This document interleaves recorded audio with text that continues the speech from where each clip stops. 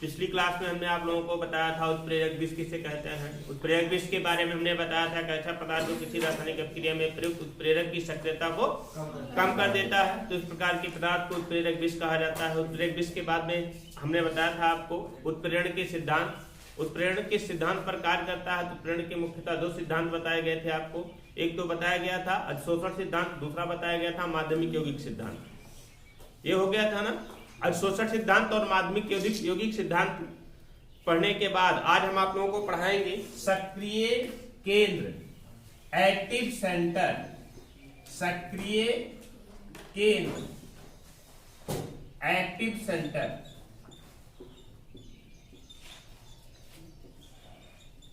सक्रिय केंद्र किसे कहा जाता है? हमने आपको बताया है कि ठोस पदार्थ उत्प्रेरक के रूप में कार्य करता है। ठोस पदार्थ उत्प्रेरक के रूप में कार्य करता है। और इसको जान लीजिए, किसी भी ठोस पदार्थ का संपूर्ण सरफेस का मतलब कि उसका संपूर्ण पृष्ठ उत्प्रेरण की प्रक्रिया में भाग नहीं लेता। उसका पूरा का पूरा पृष्ठ सोचो उत्प्रेरक के रूप में भाग ले, तो यह संभव नहीं है। उसका वही भाग किसी ठोस पदार्थ उत्प्रेरक का सरफेस मतलब कि पृष्ठ का वही भाग अभिक्रिया उत्प्रेरण के लिए भाग लेगा, या कह सकते हैं उत्प्रेरण की प्रक्रिया कराएगा जिस पर मुक्त संयोजकताएं होंगी। जैसे देख लीजिए, आपको पता होना चाहिए, आप लोगों ने पढ़ा होगा कहीं कहीं पर निकिल उत्प्रेरक के रूप में कार्य करता है जो कि ठोस अवस्था में होता है। निकिल उत्प्रेरक के रूप में कार्य करता है जो कि ठोस अवस्था में होता है। अगर हम निकिल का देखें तो निकिल इस तरीके से परिबद्ध होता है, इस तरीके से बंधा होता है एक दूसरे से।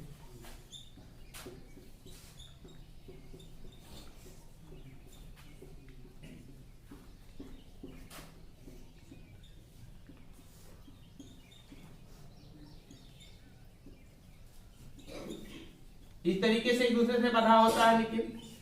ये निकिल का ऊपरी सरफेस है, पृष्ठ है ये।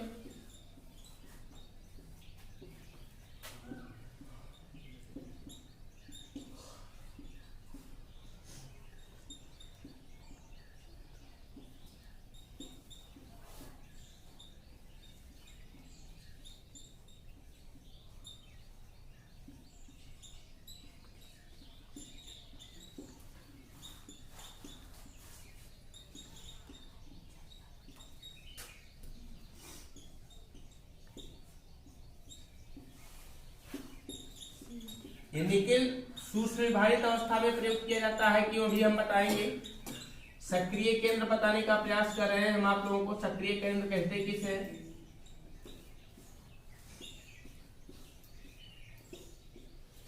देखिए, ये निकिल है और निकिल का ये सरफेस है। सरफेस बोले तो पृष्ठ है।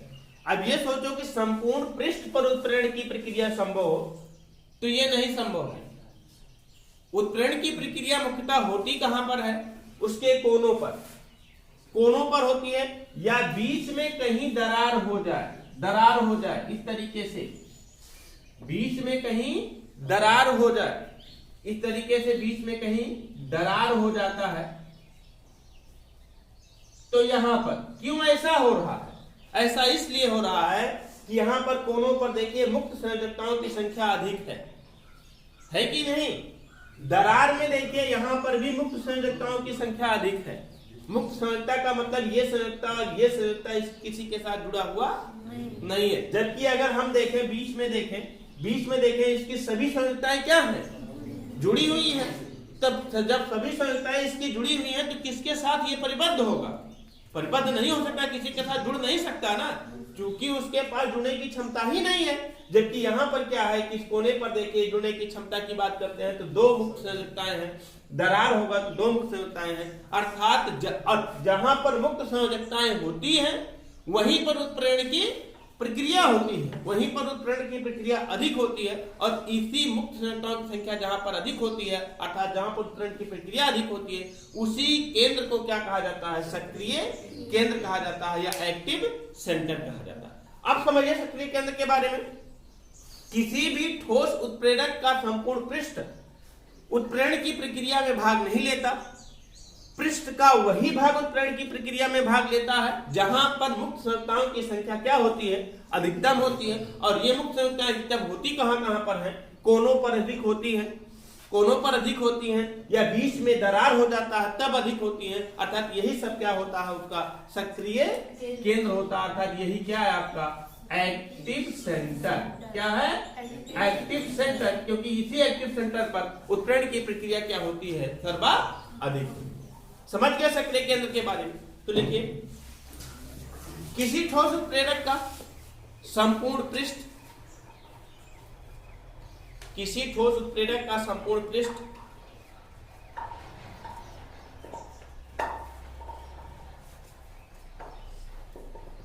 उत्प्रेरण के लिए सक्रिय नहीं होता।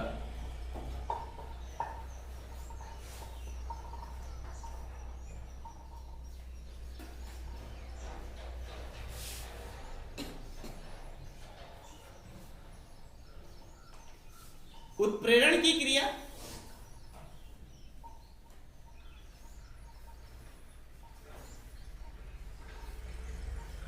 ठोस पृष्ठ के एक निश्चित बिंदुओं पर होती है।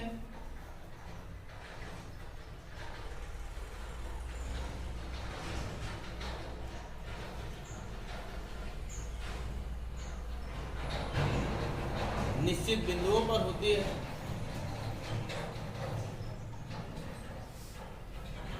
और जिस निश्चित बिंदुओं पर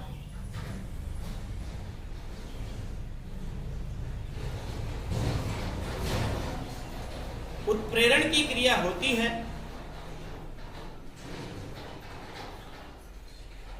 जिस निश्चित बिंदुओं पर उत्प्रेरण की क्रिया होती है,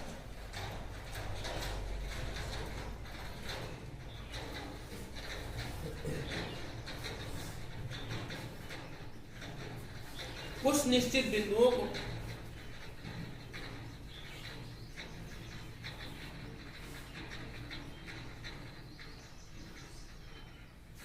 सक्रिय केंद्र कहते हैं।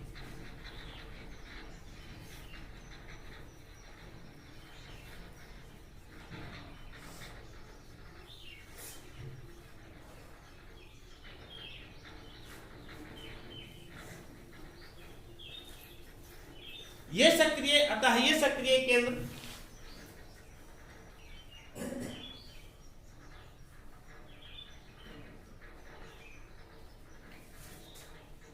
ये सक्रिय केंद्र ठोस पृष्ठ के कोनों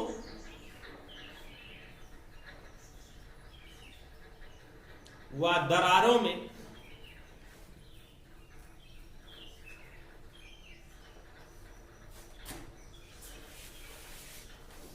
अधिक होती है।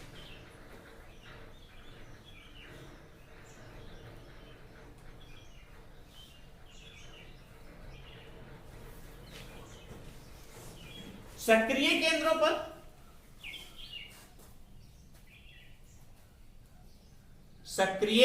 पर मुक्त संयोजकताओं की संख्या अधिक होती है।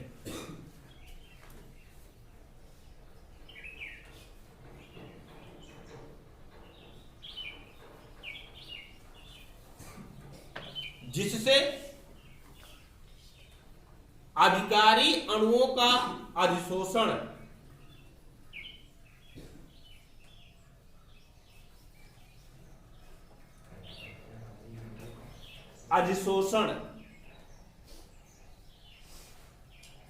इस पर अधिक होता है या इन पर अधिक होता है।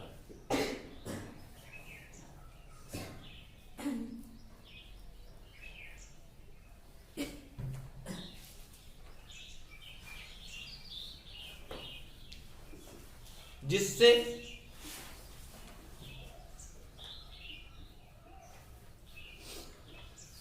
अभिक्रिया का वेग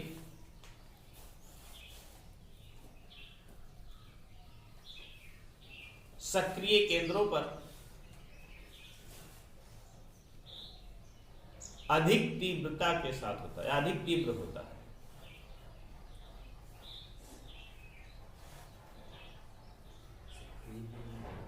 सक्रिय केंद्रों पर अधिक तीव्रता के साथ होता है। सर जी बस इतना ही आएगा कि और बना सकते हैं? बना सकते हैं, और भी बना सकते हैं, इसमें और भी बना सकते हैं। देखिए, आप लोगों से एक क्वेश्चन पूछा जाता है बोर्ड एग्जाम में। क्वेश्चन क्या पूछा जाता है कि ठोस उत्प्रेरकों को सूक्ष्म विभाजित अवस्था में प्रयुक्त किया जाता है, क्यों? इसका कारण क्या है?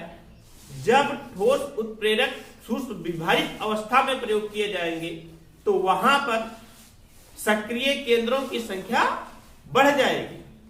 क्यों बढ़ जाएगी? क्योंकि उसका पृष्ठीय क्षेत्रफल क्या हो जाता है?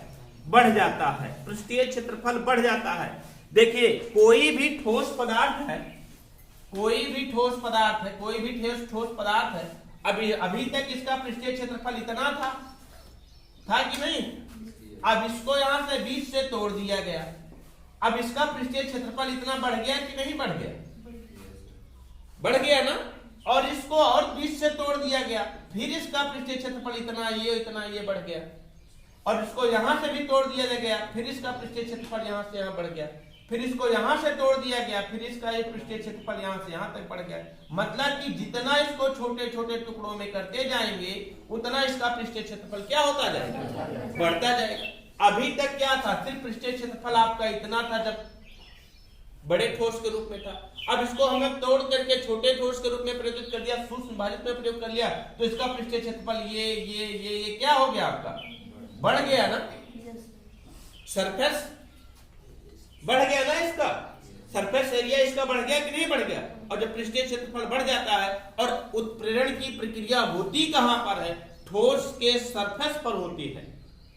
हमने बताया था आप लोगों को ना, उत्प्रेरण की प्रक्रिया कहां होती है? ठोस के सरफेस पर होती है, मतलब पृष्ठ पर होती है। और जब पृष्ठ बढ़ जाएगा तो उत्प्रेरण की प्रक्रिया क्या हो जाएगी? बढ़ जाएगी। अब तक उत्प्रेरण की प्रक्रिया करने के लिए सिर्फ इतना सरफेस था, अब उत्प्रेरण की प्रक्रिया करने के लिए इतना ये क्या हो गया? सब बढ़ गया ना। यही कारण होता है कि उत्प्रेरण, ठोस उत्प्रेरक को प्रयोग किया जाता है। ठोस उत्प्रेरक को किस रूप में प्रयोग किया जाता है? सूक्ष्म विभाजित अवस्था में प्रयोग किया जाता है। तो आप लोगों से बोर्ड एग्जाम में क्वेश्चन पूछा जाता है कि ठोस उत्प्रेरक को सूक्ष्म विभाजित अवस्था में क्यों प्रयोग किया जाता है? तो इसका कारण यह है क्योंकि ठोस उत्प्रेरक को सूक्ष्म विभाजित अवस्था में लाने पर उसका सरफेस एरिया, पृष्ठीय क्षेत्रफल जिसे कहते हैं, पृष्ठीय क्षेत्रफल क्या हो जाता है? बढ़ जाता है। और पृष्ठीय क्षेत्रफल बढ़ जाने के कारण उत्प्रेरण की प्रक्रिया क्या हो जाती है? तीव्र हो जाती है। उत्प्रेरण की प्रक्रिया तीव्र हो जाती है। समझ रहे हैं ना? तो लिखिए, यही कारण है कि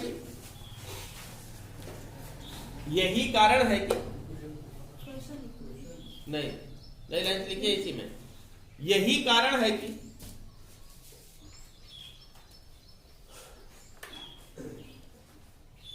ठोस उत्प्रेरक को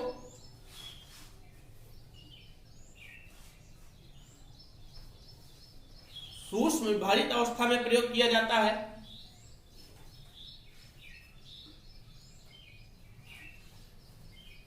सूक्ष्म विभाजित अवस्था में प्रयोग किया जाता है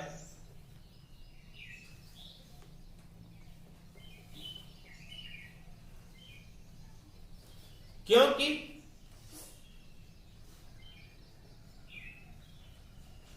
ठोस उत्प्रेरकों का सूक्ष्म विभाजित अवस्था में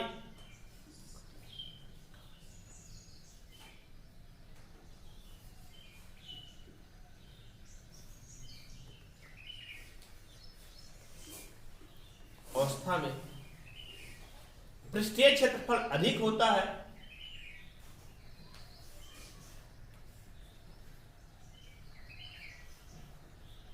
जिससे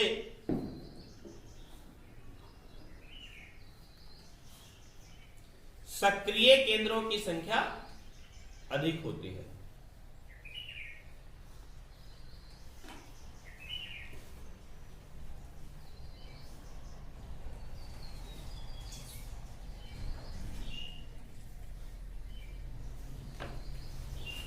इसको बना लीजिए आप लोग।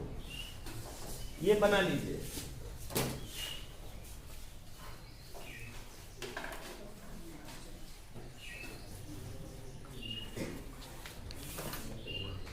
आवाज नहीं।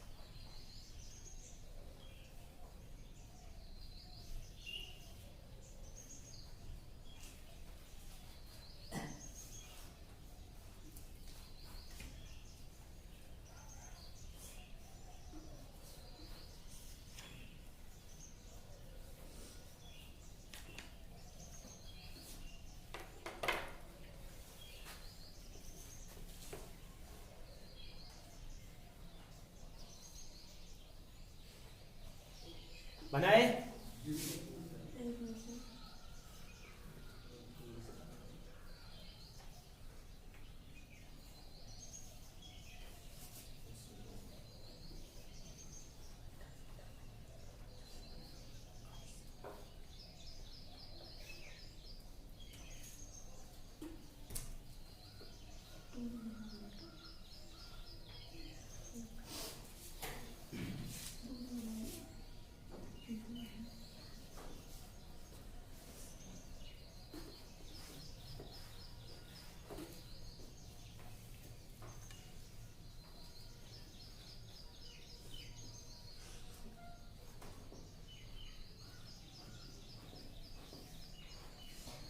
हटाए।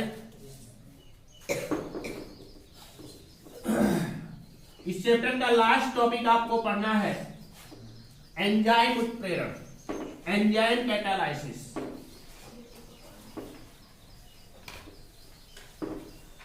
पॉइंट बनाइए, एंजाइम कैटालाइसिस।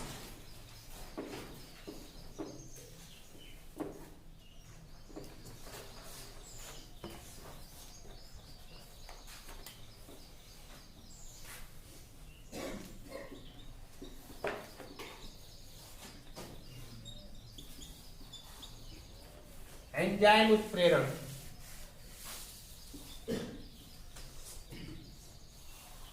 एंजाइम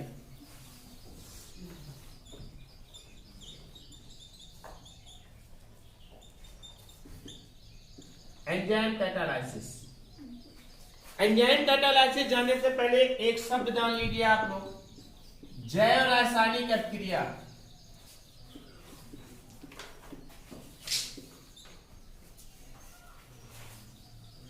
जैव रासायनिक अभिक्रिया। जैव रासायनिक अभिक्रिया किसे कहते हैं?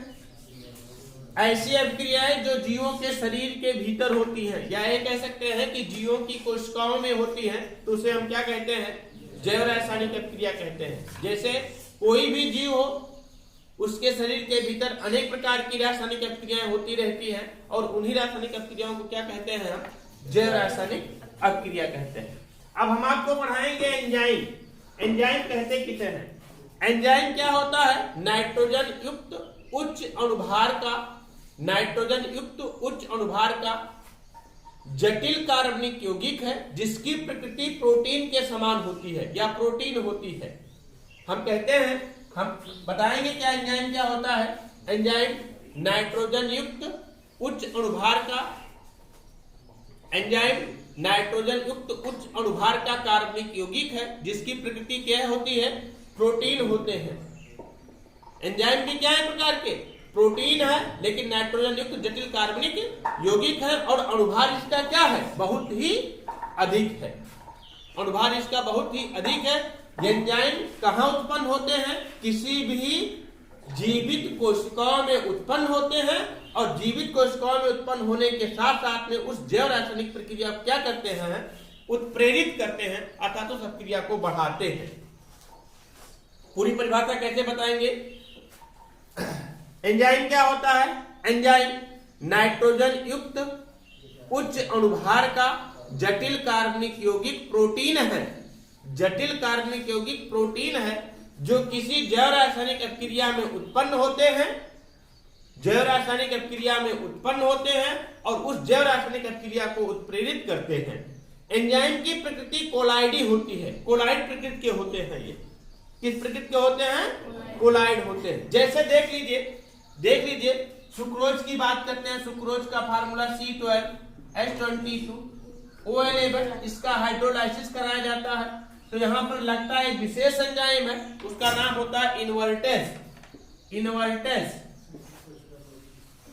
नामक एंजाइम सुक्रोज को बदल देता है किसमें? C6H12O6 ग्लूकोज में, और फ्रक्टोज में C6H12O6 ग्लूकोज और फ्रक्टोज में परिवर्तित कर देता है। समझ पा रहे ना? तो यहां पर ये क्या है, आपका एक प्रकार का एंजाइम है। तो हमने बताया कि एंजाइम कहते किसे हैं? एंजाइम नाइट्रोजन युक्त जटिल कार्बनिक यौगिक होता है जिसकी प्रकृति कैसे होती है? प्रोटीन प्रकृति के होते हैं जो किसी जैव रासायनिक अपक्रिया में बनते हैं और उस जैव रासायनिक अपक्रिया को उत्प्रेरित करते हैं। समझ पा रहे ना? तो लिखिए एंजाइम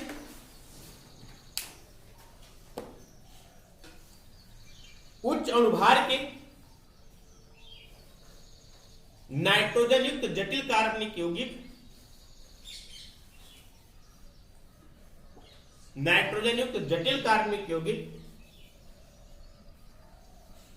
प्रोटीन होते हैं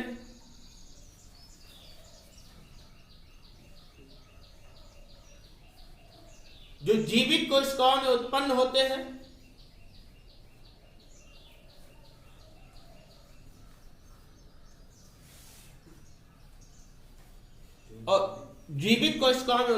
हैं और मुख्यतः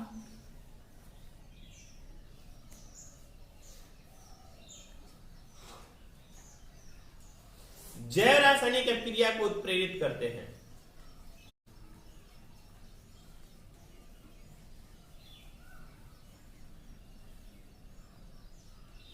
और मुख्यतः जैव रासायनिक अपक्रिया को उत्प्रेरित करते हैं।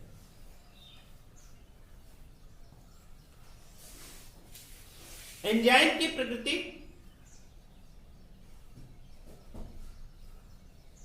कोलाइडी होती है।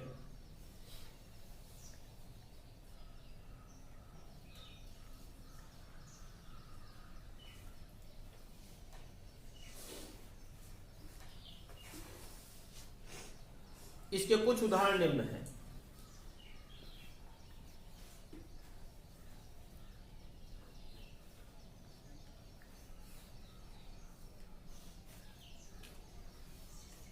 नंबर 1,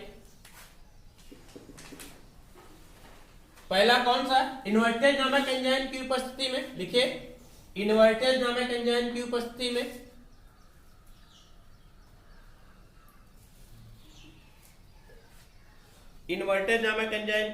में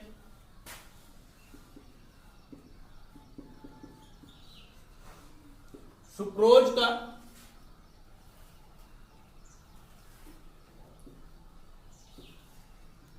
ग्लूकोज और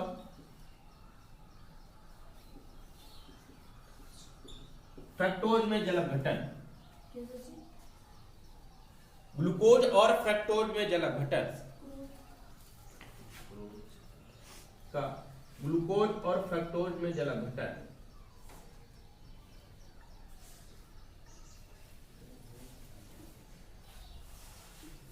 तो देखिए इन्वर्टेज नामक एंजाइम की उपस्थिति में सुक्रोज का किसमें जलाघटन होता है? ग्लूकोज और फ्रक्टोज में। दूसरा देखिए, रिएक्शन नोट करते रहिएगा। दूसरा देखिए ग्लूकोज का C6H12O6 ग्लूकोज जाइमेज नामक एंजाइम की उपस्थिति में कौन सा लगता है यहाँ पर, जाइमेज नामक एंजाइम की उपस्थिति में अब घटित होता है किसमें, एथिल अल्कोहल और कार्बन डाइऑक्साइड में C2H5OH और प्लस क्या निकल जाता है आपका CO2। इसे कहते हैं क्या है हम, एथिल अल्कोहल। एथिल अल्कोहल और ये क्या है, कार्बन डाइऑक्साइड।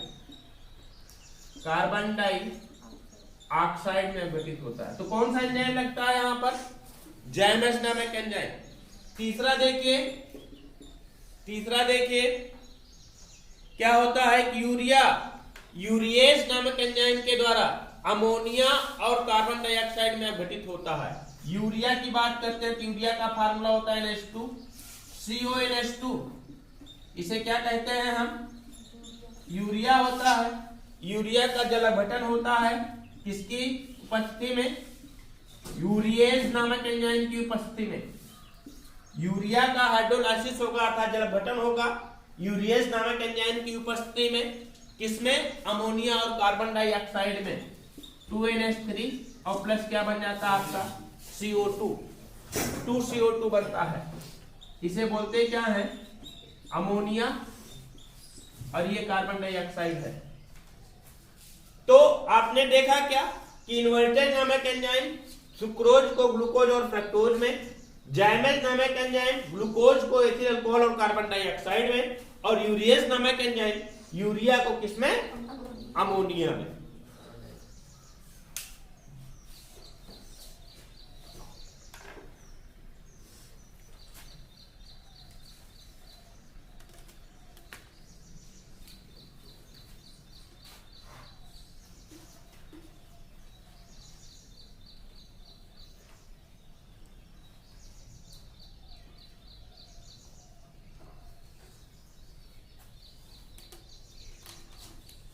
हटाएं।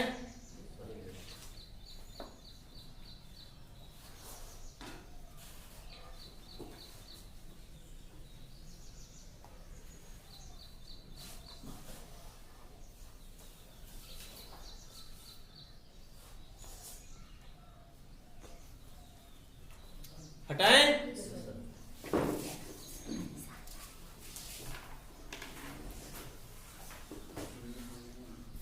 अब हेडिंग बनाइए एंजाइमों की उत्प्रेरण अभिक्रियाएं। एंजाइमों की उत्प्रेरण अभिक्रियाएं।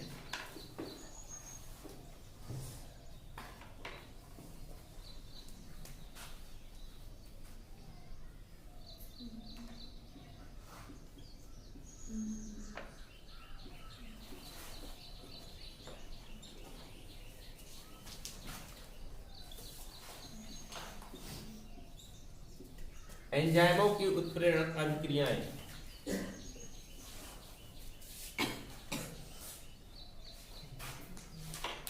एक कॉलम बनाइए, एक में लिखिए एंजाइम, दूसरे में लिखिए स्रोत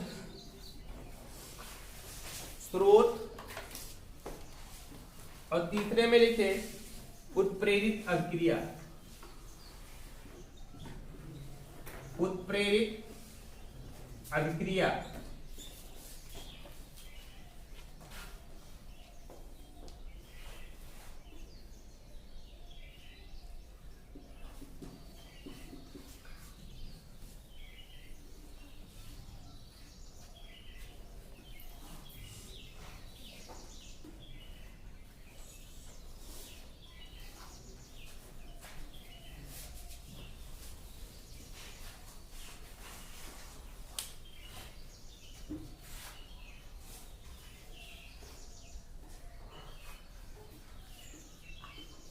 क्रम संख्या।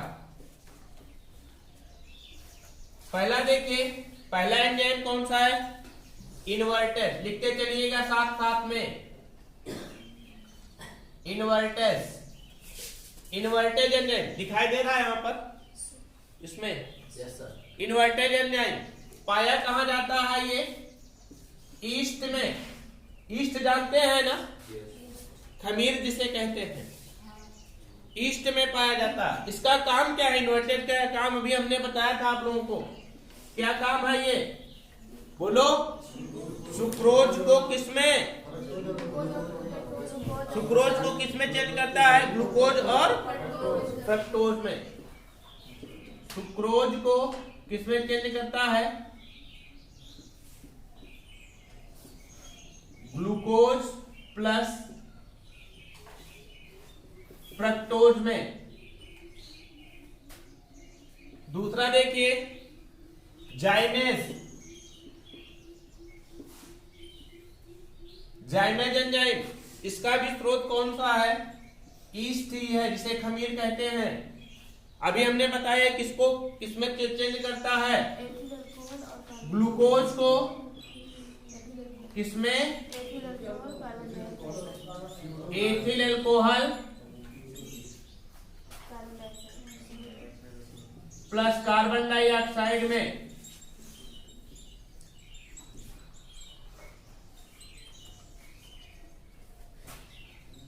तीसरा देखिए, डायस्टेज।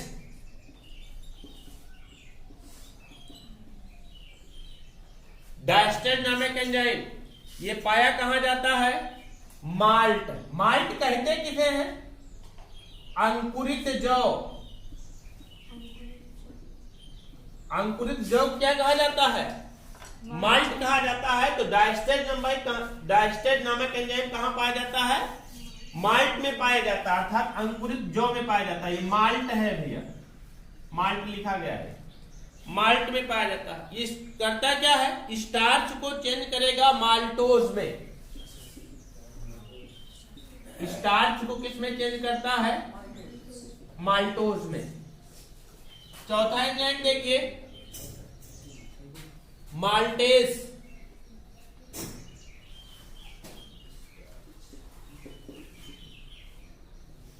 लिखते रहिए आप लोग, माल्टेज। माल्टेज एंजाइम पाया कहां जाता है? ईस्ट में। कहां पाया जाता है? ईस्ट में पाया जाता है। और ये करता क्या है? माल्टोज को चेंज करता है ग्लूकोज में।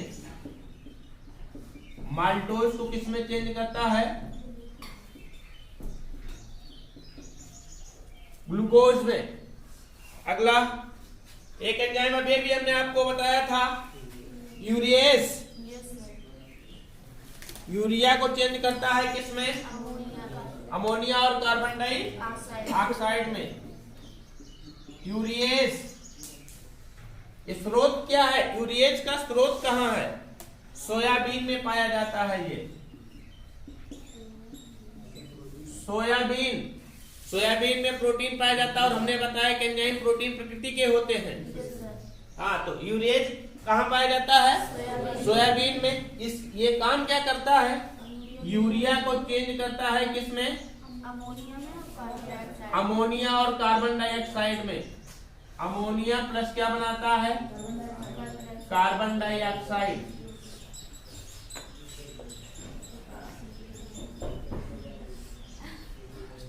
नेक्स्ट देखिए, टाइलिन। आप जानते होंगे इसका स्रोत क्या है?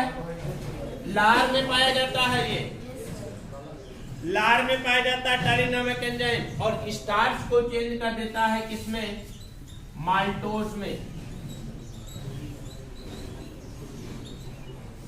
स्टार्च को किस में चेंज करता है? माल्टोज में। अगला देखिए, पेप्सिन। पेप्सिन नामक एंजाइम कहां पाया जाता है? अमाशय रस। अमाशय रस में पाया जाता है। ये प्रोटीन को प्रोटियोजन और पेंटोज में चेंज करता है। प्रोटीन को किसमें चेंज करता है? प्रोटियोजेस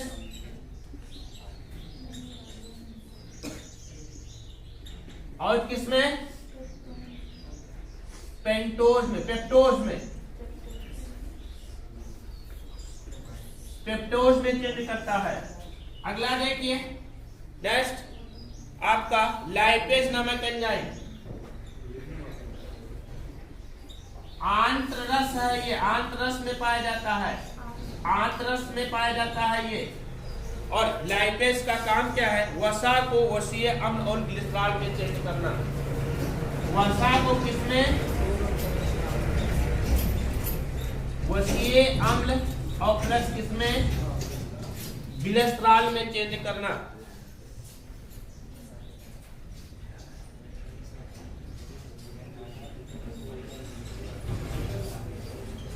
ग्लिसरॉल में चेंज करना। ये महत्वपूर्ण एंजाइम्स है, उनके स्रोत और उनका कार्य। महत्वपूर्ण एंजाइम्स है, उनके स्रोत और उनका कार्य। दिखाई दे रहा है इसमें? Yes sir.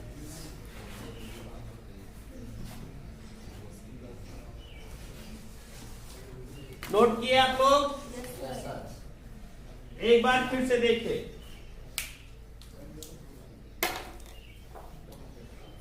कुछ एंजाइमों की उत्प्रेरण क्रियाएं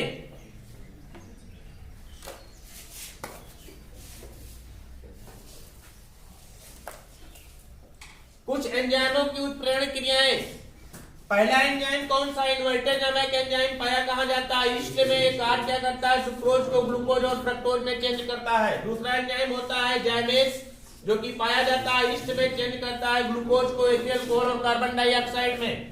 तीसरा एंजाइम होता है आपका डाइस्टेच, जो कि पाया जाता है माल्ट और अंकुरित, माल्ट मतलब अंकुरित जौ में, और चेंज क्या करता है? स्टार्च को माल्टोज में। और चौथा एंजाइम होता है आपका माल्टेज, पाया कहां जाता है? ईस्ट में, और चेंज करता है माल्टोज को ग्लूकोज में। अगला एंजाइम होता है यूरिएज। यूरिएज एंजाइम पाया कहां जाता है? सोयाबीन में। यूरिया को चेंज करता है अमोनिया और कार्बन डाइऑक्साइड में। नेक्स्ट है आपका टाइलिन। टाइलिन एंजाइम होता है, पाया जाता है लार में, और ये स्टार्च को किस में चेंज करता है? माल्टोज में। और पेप्सिन नामक एंजाइम होता है, वो पाया जाता है अमाशय में, चेंज करता है प्रोटीन को प्रोटियोजेस और पेप्टोज में। और अगला होता है लाइपेज। लाइपेज एंजाइम होता है आंत रस में, मतलब कि आंत के द्वारा स्रावित हुए रस में पाया जाता है, जो कि वसा को चेंज करता है वसीय अम्ल। अब हेडिंग बनाइए, एंजाइम उत्प्रेरकों की विशेषताएं।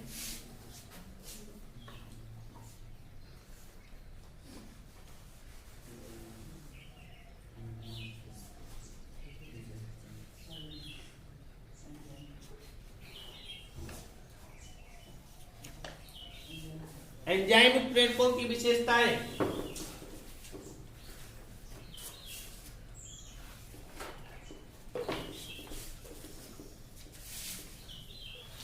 नंबर 1 लिखिए, एंजाइम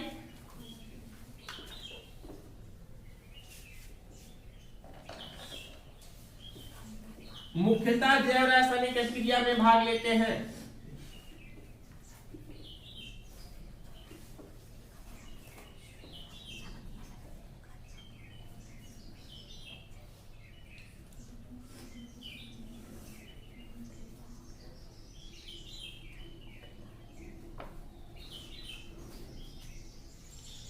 अगला नंबर, एंजाइम जीवित कोशिकाओं में उत्पन्न होते हैं।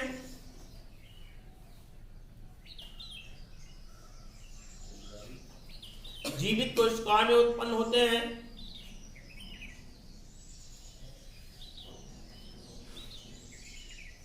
जो नाइट्रोजन युक्त कार्बनिक यौगिक व प्रोटीन होते हैं।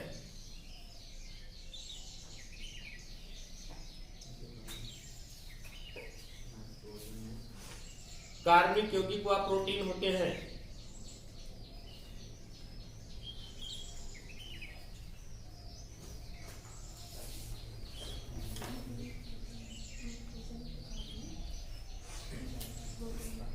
अगला नंबर, एंजाइम की क्रिया विशिष्ट होती है। एंजाइम की क्रिया विशिष्ट होती है।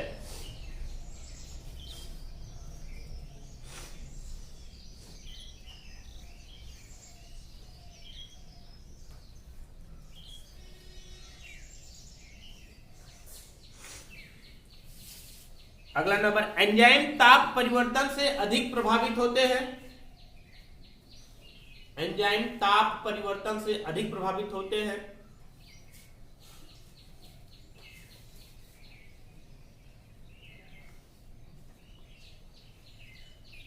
जिस ताप पर एंजाइम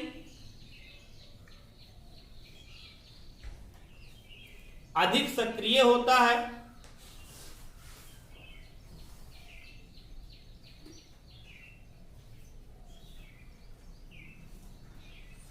उस ताप को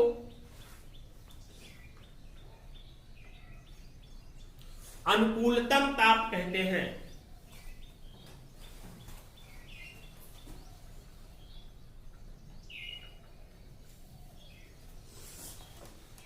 और यह ताप लगभग 25 से 37 अंश सेंटीग्रेड होता है। 25 से 37 अंश सेंटीग्रेड होता है।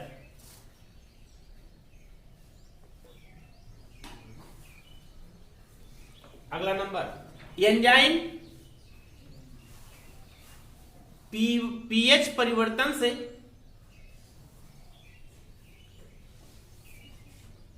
पीएच परिवर्तन मतलब क्या? पीएच मतलब क्या? Potential of hydrogen. पीएच परिवर्तन से अधिक प्रभावित होते हैं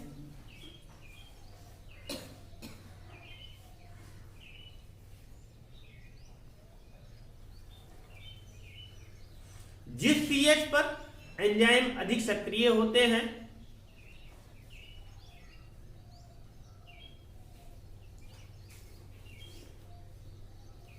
उसे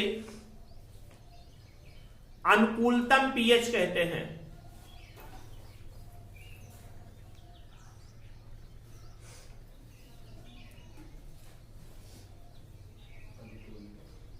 पीएच कहते हैं या अनुकूल पीएच कहते हैं। यह मान 5 से 7 होता है।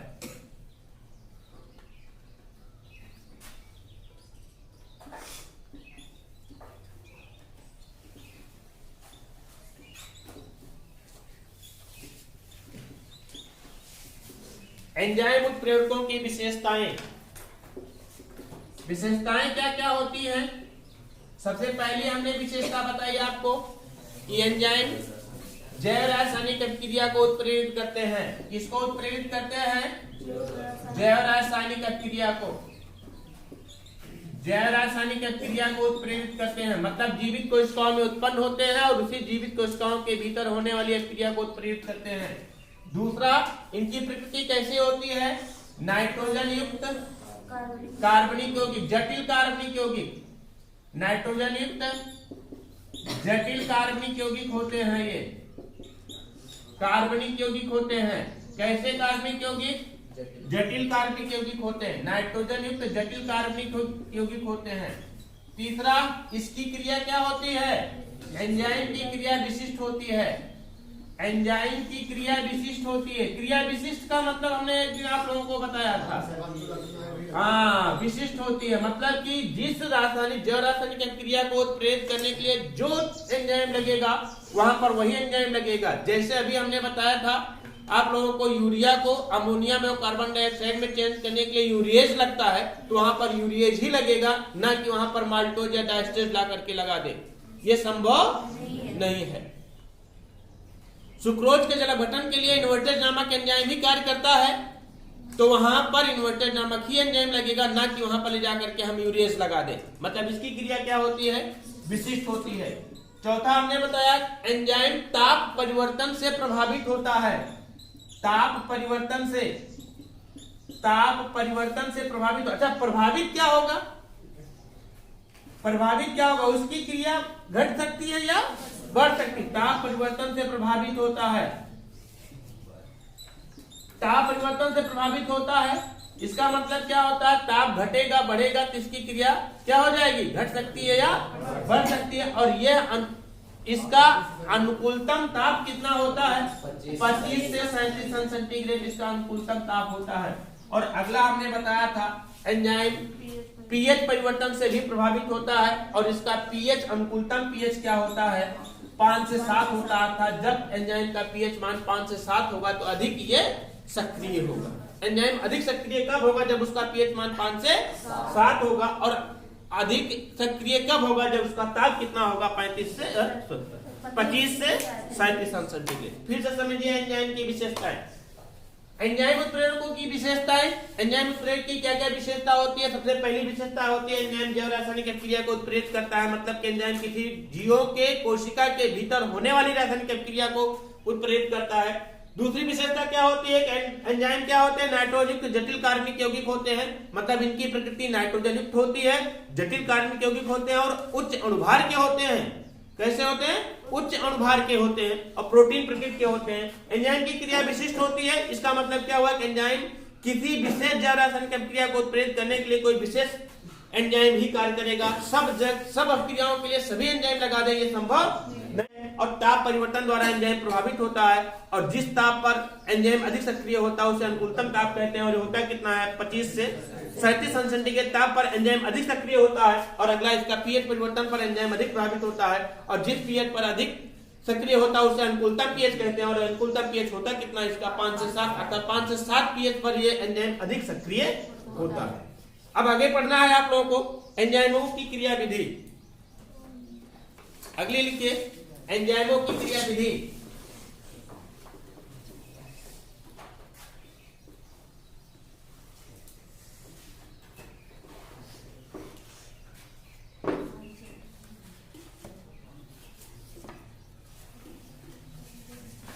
एंजाइम उत्प्रेरण की क्रिया विधि।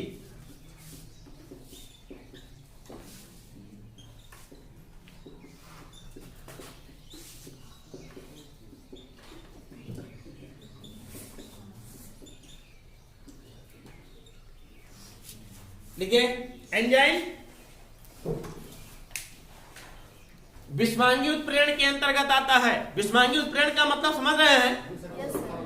अभिकारक उत्प्रेरण की अवस्थाएं अलग अलग। एंजाइम विषवांगी उत्प्रेरण के अंतर्गत आता है।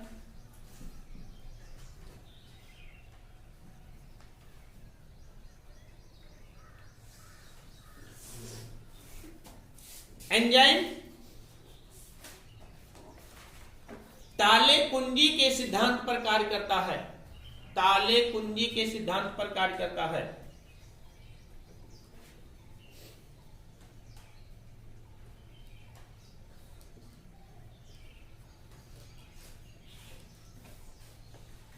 इस सिद्धांत में बताया गया है कि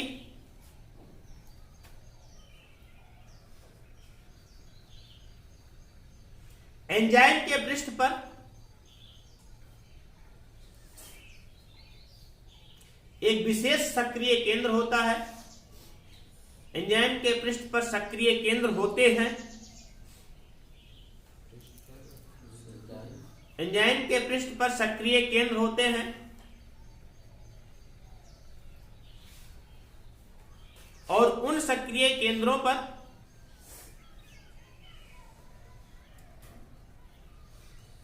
अभिकारक अणु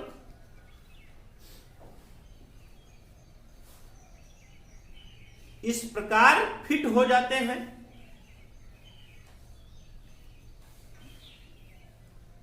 जैसे कि ताले में कुंजी फिट होती है।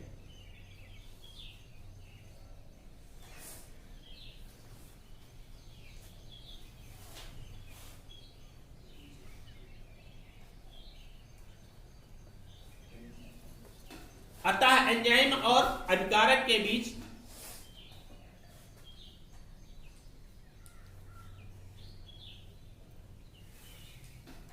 ताले कुंजी का संबंध होता है।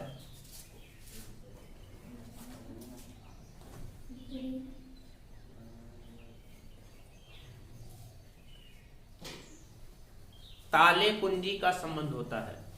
एंजाइम और अभिकारक अणु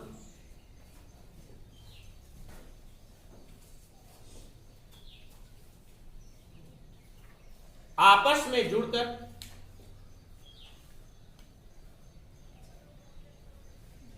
सक्रियित संकुल बनाते हैं।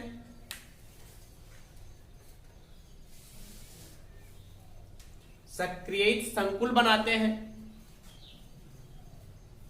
और यही सक्रियित संकुल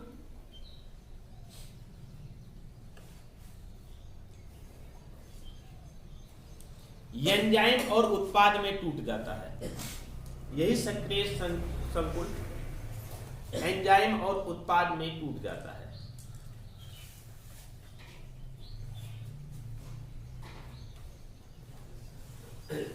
ताले कुंजी का सिद्धांत बहुत पूछा जाता है। देखिए ताले कुंजी की परिकल्पना देखिए, ये एंजाइम है। एंजाइम के पृष्ठ पर हमने बताया क्या होते हैं, एंजाइम के पृष्ठ पर हमने बताया क्या होते हैं, सक्रिय संकुल होते हैं। सक्रिय संकुल का मतलब कि क्रिया करने के लिए सेंटर होता है, क्रिया करने के लिए सेंटर होता है यहां पर। ये एंजाइम है,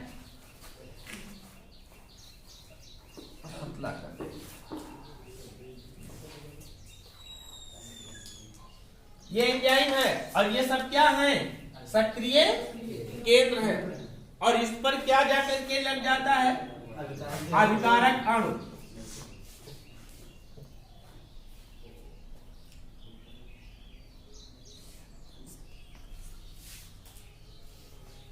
अभिकारक अणु इस पर इस प्रकार जाकर के लग जाता है जैसे ताले में कुंजी फिट होती है। सबस्ट्रेट मतलब कि अभिकारक अणु, और इस तरीके से एक दूसरे में ये फिट हो जाते हैं जैसे ताले में कुंजी फिट होती है और एक सक्रिय संकुल बनाता है, एक सक्रिय संकुल बनाता है।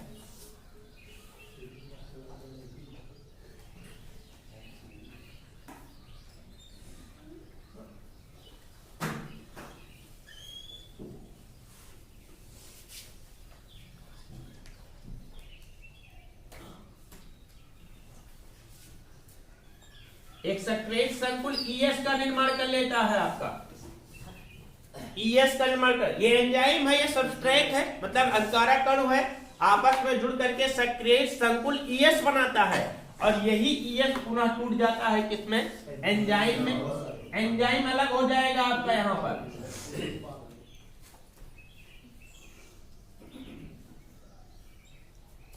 एंजाइम अलग हो गया और प्लस क्या बन जाता है यहां पर, उत्पाद अलग हो जाते हैं।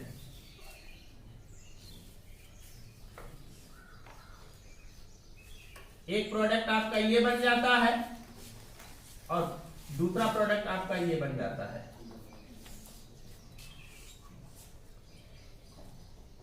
क्योंकि ये इसका उदाहरण दिया गया था, ये एंजाइम है, ये प्रोडक्ट है, इसका उदाहरण दिया गया था ताले कुंजी के सिद्धांत के आधार पर, इसलिए इसे क्या कहा जाता है, ताले कुंजी की परिकल्पना कहते हैं। किसकी परिकल्पना कहते हैं, फिर से समझिए, एंजाइम होता है, एंजाइम के पृष्ठ पर सक्रिय केंद्र होते हैं, इन सक्रिय केंद्रों पर सबस्ट्रेट मतलब अभिकारक अणु इस प्रकार जाकर के लग जाते हैं कि एक सक्रिय संकुल बनाता है। यहां पर लिख लीजिएगा सक्रियित संकुल, क्या लिखिएगा, सक्रियित संकुल का निर्माण होता है और यही सक्रिय संकुल पुनः किसमें टूट जाता है, एंजाइम और उत्पाद में टूट जाता है और एंजाइम मुक्त हो जाता है और दूसरे अभिकारक को जोड़ने के लिए पुनः सक्रिय हो जाता है। क्योंकि इसका सक्रिय केंद्र अभी वैसे कैसे है, इसलिए दूसरे अभिकारक को जोड़ने के लिए पुनः सक्रिय हो जाता है और यह प्रक्रिया अनवरत चलती रहती है। ये चैप्टर पूरा समाप्त हो गया, अब इसमें कुछ शेष नहीं है। कल से हम पढ़ाएंगे आपको कोलाइडी अवस्था। हाँ, इसको बना लीजिए, आप लोग बना लीजिए इसको, ये बनाना ताले कुंजी की परिकल्पना बनाना है, ये इंपॉर्टेंट भी है। ताले कुंजी की परिकल्पना पूछी भी जाती है, एंजाइम की ताले कुंजी की परिकल्पना बताइए।